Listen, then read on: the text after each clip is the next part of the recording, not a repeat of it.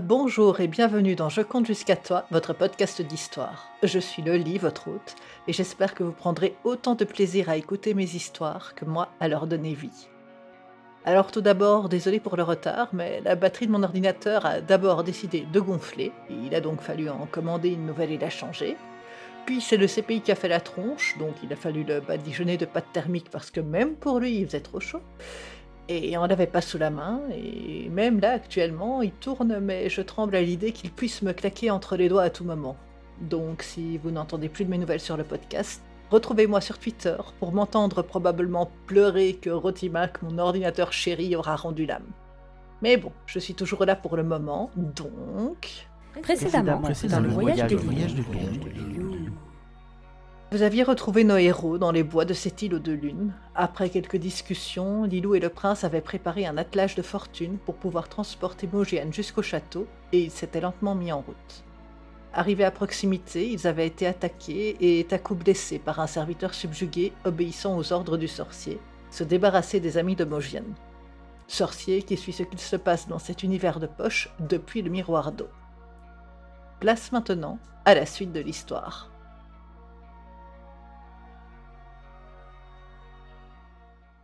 La nuit tombe sur le bosquet. Lilou, Mogiane, le prince et les animaux sont serrés les uns contre les autres.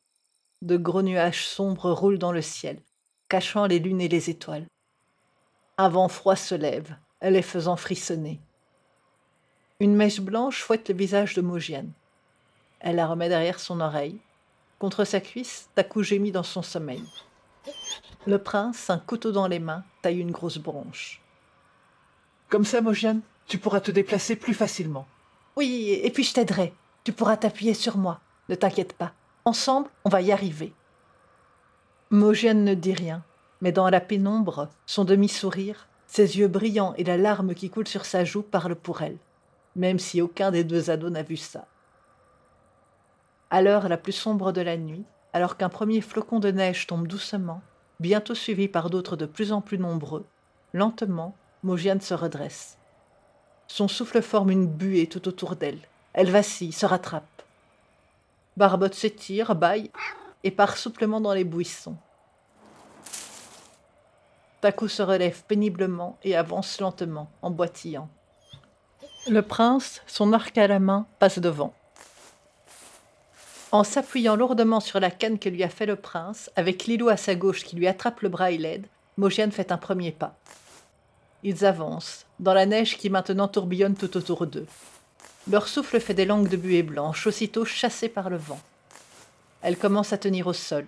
Ils plissent les yeux, autant pour se protéger des flocons que pour essayer de voir où ils mettent les pieds. Et Mogiane et Lilou, elles avancent, doucement, un pas après l'autre, avec parfois quelques instants d'arrêt. La neige crisse sous leurs pas, qu'elle efface aussitôt. Mogiane s'appuie de plus en plus lourdement sur Lilou. Elle glisse, se mord les lèvres pour ne pas crier. Elle se rattrape de justesse et s'arrête. À côté d'elle, Taku gémit et se laisse tomber au sol. Une tache rouge s'agrandit autour de lui. On ne peut pas continuer comme ça. Ça va aller, ne t'inquiète pas. Je peux y arriver. Toi peut-être, mais Taku a l'air mal en point, sa blessure s'est rouverte, et je ne sais pas s'il pourra continuer encore pendant longtemps. Le prince revient et s'accroupit à côté d'elle, et du chien loup qui gémit doucement. Il caresse sa fourrure, anxieux. On ne peut pas prendre le chemin principal. Il y a des gardes partout, l'entrée est gardée fermée et je ne sais pas si... Ne vous inquiétez pas, mon prince. Je ne comptais de toute façon pas passer par là. Il va falloir descendre et passer par les grottes. Un chemin que les chevaux n'auraient de toute façon pas pu emprunter. Ça va juste nous prendre un petit peu plus de temps que prévu. Prenez Taku sur vos épaules et avançons. La neige va nous aider à rester cachés. Il faut juste espérer qu'elle continuera à tomber et à masquer nos pas. Mogiane les entraîne sur le chemin. Bientôt, dans le bruit du vent, se fait entendre aussi le mugissement des vagues. Les embruns leur fouettent le visage. Ils ont froid, faim et sont fatigués. Ah bien, je pense que la tempête peut nous aider. Je propose qu'on se mette à l'abri. Même si mes gens nous recherchent, avec la neige, ils ne nous verront pas. De toute façon, Nous avons besoin d'un minimum de repos avant de nous lancer dans la dernière partie de ce périple. Un peu plus loin, des rochers déchirés pointent leur sommet vers les nuages, les coupant un peu du vent. Le prince dépose Taku par terre avec précaution. Le chien loup gémit, se roule en boule et dépose sa queue sur son museau. Lilou aide Mogienne à s'asseoir, lui remet une couverture sur les épaules et se relève. Barbotte se secoue, saute sur les genoux de la vieille femme et se glisse sous la couverture. Il tourne 2-3 fois sur lui-même, s'installe, ronronne et se met à patouner. Lilou souffle sur ses doigts gourds et, avec le prince, part chercher de quoi faire un feu. Une fois que le tas de bois est suffisamment grand, il s'installe autour de Mogienne et allume un petit feu. Les flammes dansent dans les flocons. Heureusement, ils sont protégés du vent par la paroi rocheuse. En contrebas, les vagues se fracassent contre les rochers acérés.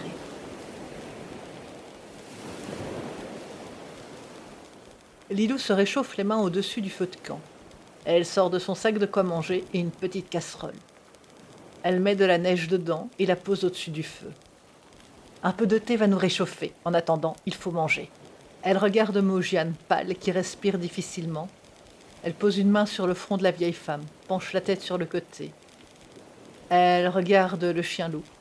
La fourrure de Taku, roulée en boule, est sale et hirsute. Je vais pas vous mentir, on est mal embarqué. Il faut absolument soigner Taku, j'ai peur que sa blessure ne s'infecte. Et même toi, Mogienne, clairement, tu n'y arriveras pas toute seule. Ou en tout cas, pas dans cet état. On n'a vraiment personne sur qui compter dans le château. Et pas un autre passage que celui dont tu nous as parlé. S'il n'est pas surveillé, c'est probablement parce qu'il est bien trop compliqué. Non, même s'il est compliqué, je suis sûre que le sorcier ne le connaît pas. Et quand bien même, il penserait que ce serait de la folie de tenter de passer par là. Surtout dans mon état de décrépitude. J'ai juste besoin d'un peu d'énergie. Et où tu veux qu'on trouve ça? Dans une chambre d'enfant, 2 couettes et un œil fixés sur un petit coffre en bois, Arwen surveille sa sœur.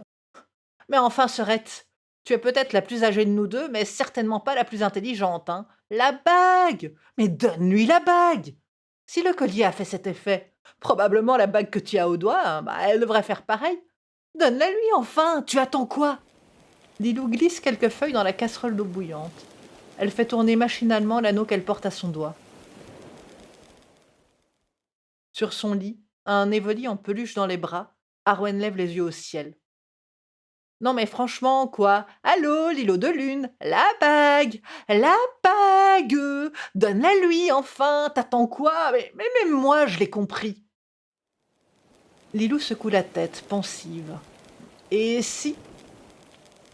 Elle enlève la bague, regarde la pierre verte enchâssée et lève les épaules. Tiens, Mogienne, j'avais oublié.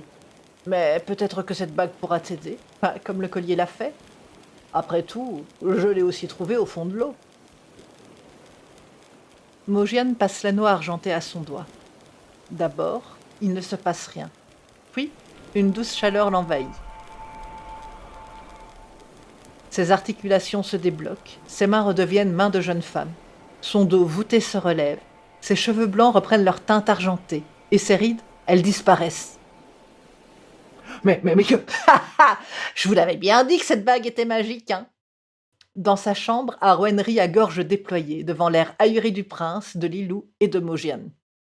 Tout puissant que soit votre sorcier, il semblerait qu'une autre magie tout aussi puissante, si pas plus, soit à l'œuvre. Allez, en avant les gars, vous allez y arriver. Et même si la neige tombe toujours aussi drue, il mange de bon cœur. Une fois le repas achevé et le thé bu, il se relève. La cheville de Mogienne est toujours blessée, mais la jeune femme qui se tient à la place de la vieillarde voûtée est en pleine forme. Allons-y, mon prince, vous pouvez prendre Taku sur vos épaules. Il a plus besoin de votre aide que moi, et la suite du chemin est périlleuse. Ils se mettent en route.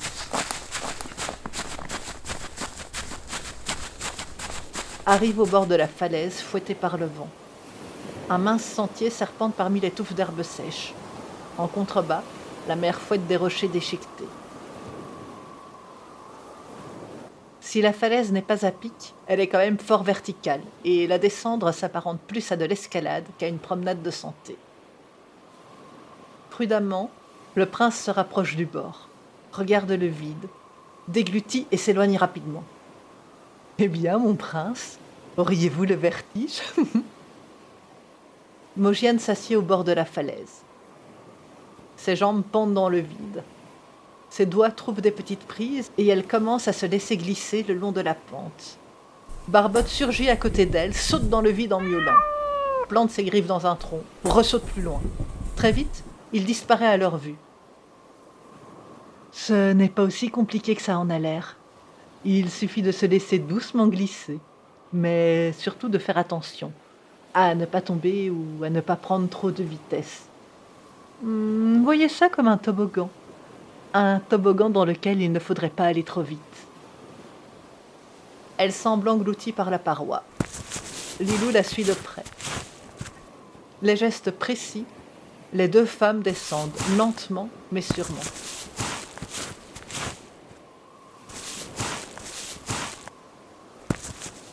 Le prince dépose à cou, s'installe. Il le regarde.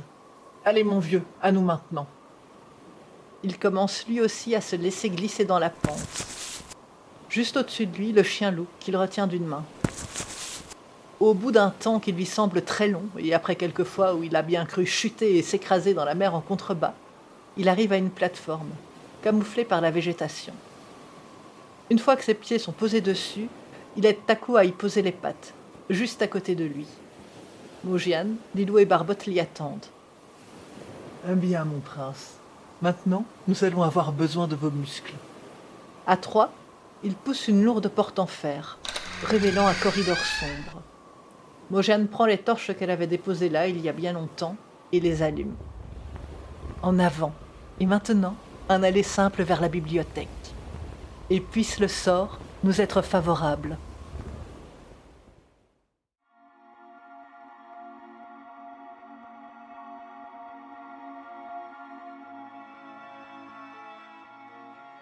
Si vous avez aimé cette histoire, n'hésitez pas à la partager, à commenter ou à en parler autour de vous. C'est très important pour moi parce que ça me permet de me faire écouter par de plus en plus de personnes et au final c'est ce que je vise. Vous pouvez me retrouver sur Twitter @loliconte, sur toutes les applications de podcast en cherchant simplement Je compte jusqu'à toi, ou sur mon site lendewell.com/histoire. Histoire avec un S au bout. Merci beaucoup et à bientôt.